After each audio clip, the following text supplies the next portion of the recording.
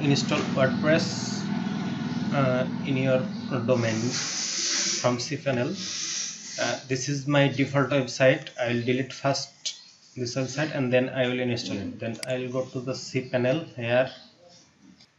Then I will find the WordPress. See the software class app installation from here, WordPress.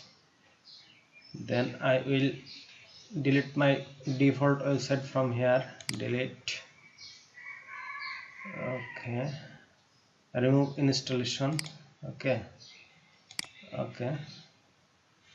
It will take some time. And friend, if you are newer in my channel, please subscribe my channel and also follow my Facebook page. Then I will go back. Then see, there is one website here and old one was deleted. Then I install it from here. Okay. I'll choose my domain.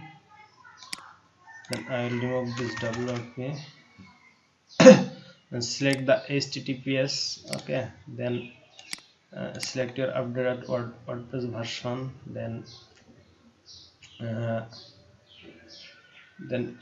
keep a username here, your login username and password here. I'll change the password and keep a new one. Okay.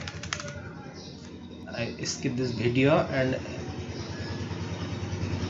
then just click install. Then it will take few time.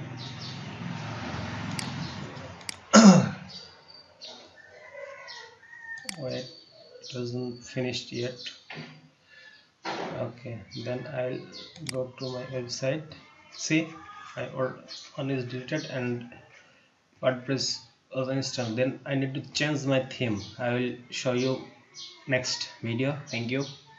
Have a good day. And if you have any question, please comment below. I will reply. And please subscribe my channel and also follow my Facebook page. Thank you.